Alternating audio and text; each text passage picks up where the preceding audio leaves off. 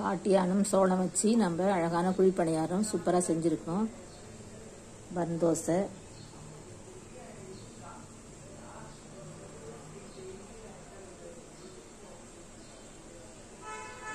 தக்காளி chutney. Hello friends, welcome to Arasi சமையல்.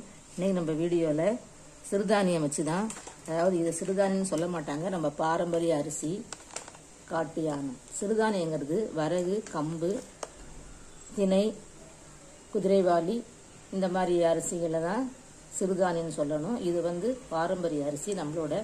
இது நெல் அரிசி. இதை இப்போ நம்ம 1/2 கிலோ எப்பயும் போல இது ஒரு 2.25 ஆழாக்கு இருக்கும். இப்போ அளந்துக்கலாம்.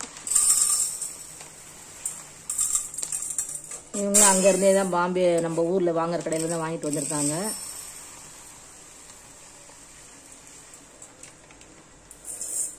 கொஞ்சம் விலை கூட தான். சரவணா ஸ்டோரில் சிறுதானியம் ரொம்ப கம்மியாக இருக்கும். பாருங்கள், 2.25. அடுத்தது சோளம்.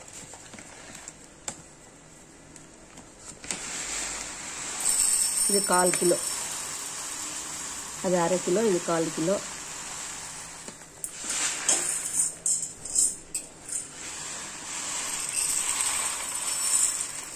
இல்லை ஒன்று ஒன்றா காலி பண்ணணும் இருக்கும்போதே. சோளம் காட்டியான அரிசியில் ஊற வச்சுட்டேன். பச்சரிசி ஒரு 1.5 டம்ளர் போட்டுக்கேன்.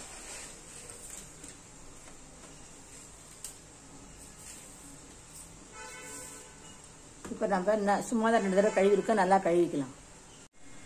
மொத்தமாக நம்ம 1 கிலோ அரிசி. இப்போ பச்சரிசி இங்கே சுமாராக தான் இருக்கும். நம்ம ரேஷன் கடை அரிசி மாதிரி தான் இருந்துச்சு. அதனால் கொஞ்சம் நல்லா கழுவிட்டு வந்திருக்கேன். ஒரு 6 தடவைக்கு மேலே. 1 ஸ்பூன் வெந்தயம் போட்டிருக்கேன். இப்போ உளுந்து 1 மணி நேரத்துக்கு முன்னாடி ஊற வச்சுக்கலாம். இதுக்கு நான் 1 டம்ளர் 5க்கு 1 உளுந்து போடுறேன். எப்பயுமே 8க்கு 1 போடுவேன். இப்போ இது 5க்கு 1 போடுறேன்.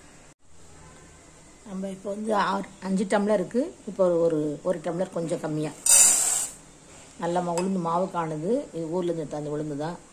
இப்போ நம்ம கழுவி ஊற வச்சுக்கலாம். ஃப்ரெண்ட்ஸ், இப்போ நம்ம சோளம் காட்டியான அரிசி ஊற வச்சோம். இப்போ நம்ம கிரைண்டரில் அரைச்சிக்கலாம். ஒரு 6 மணி நேரம் ஊறிடுச்சு.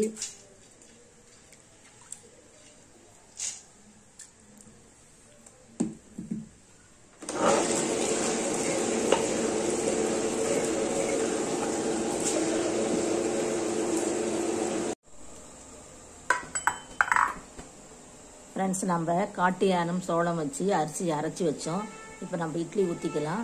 நான் இப்போ குழந்தைக்காக 2 இட்லி ஊற்றிருக்கேன். இப்போ அடுத்தது நமக்கு ஊற்றிக்கலாம்.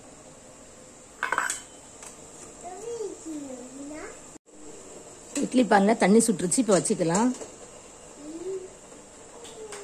ஃப்ரெண்ட்ஸ், இப்போ அதே மாவில் நம்ம அழகான ஒரு தோசை, சாஃப்டாக இருக்குது மாவு, ஊற்றிக்கலாம்.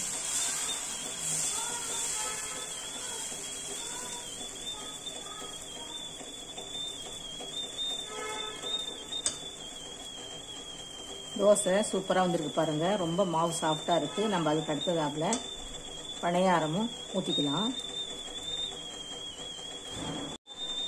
நம்ம காட்டியானம் அரிசியில் தோசை சூப்பராக வந்திருக்கு பாருங்கள்.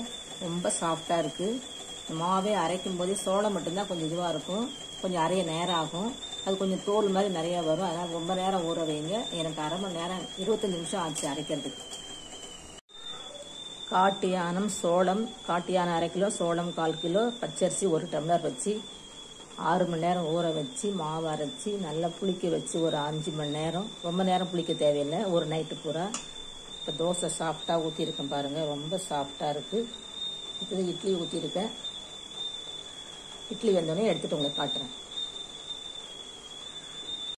நம்மளோட காட்டியானம் சோளம் வச்ச இட்லி சூப்பராக ரெடி ஆகிடுச்சு பாருங்கள். நல்லா சாஃப்டாக இருக்குது. இப்போ நம்ம எடுத்துக்கலாம்.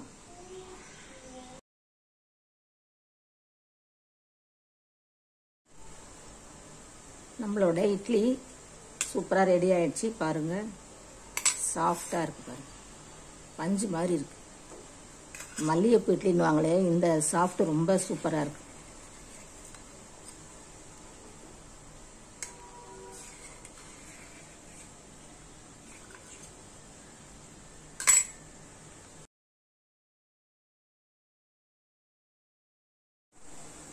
ஃப்ரெண்ட்ஸ், நம்ம காட்டியானம் அரிசி அரைச்சி வச்சோம். இப்போ பணியாரம் ஊற்றிக்கலாம். இப்போ நான் வந்து ஒரு ஸ்பூன் எண்ணெய் விட்டு ஒரு கொஞ்சமாக கடலைப்பருப்பு உளுந்தம் பருப்பு போட்டிருக்கேன். கடுகு சீரகம் ஒரு 1/4 ஸ்பூன் போட்டிருக்கேன்.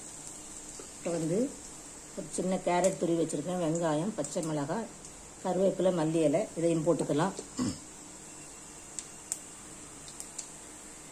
கடுகு வச்சது. இப்போ வெங்காயம், கேரட் எல்லாத்தையும் ஒன்று போல் போட்டு லேசாக ஒரு வதக்கிட்டு போட்டுக்கலாம் மாவில்.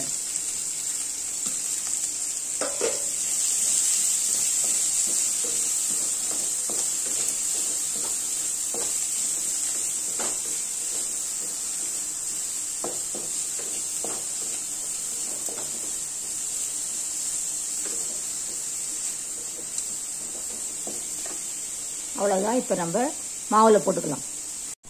நம்ம மாவில் கேரட்டு, வெங்காயம், பச்சை மிளகாயெல்லாம் வதக்கி போட்டிருக்கோம். இப்போ நம்ம ஒரு பணியாரக்கல் வச்சுருக்கேன், எண்ணெய் ஊற்றிருக்கேன்.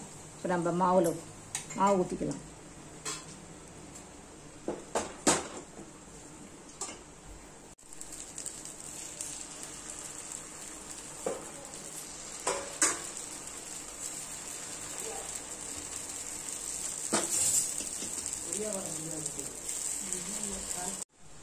ஃப்ரெண்ட்ஸ், இப்போ நம்ம பணியாரம் சுட்டிருக்கோம். அதே மாவில் வந்து இப்போ ஒரு பன் தோசை ஊற்றிக்கலாம்.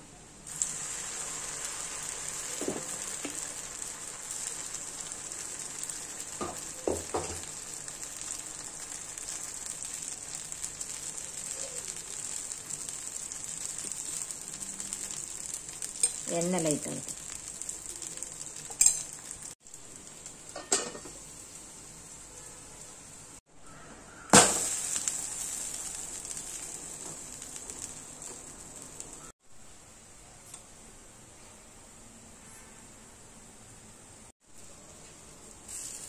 அடுத்த செட்டு பணியாரம் ஊற்றியாச்சு. காட்டியானம் சோளத்தில் இன்றைக்கி நம்ம இட்லி, தோசை, பன் தோசை, பணியாரம் 4 இது ஊற்றிருக்கோம். ஒரே மாவில் 4 டிஃபன் செஞ்சுருக்கோம். நீங்களும் இது மாதிரி செஞ்சு பாருங்கள். சூப்பராக இருக்குது, ரொம்ப சாஃப்டாக இருக்குது, எல்லோரும் சாப்பிட்ற மாதிரி தான் இருக்குது.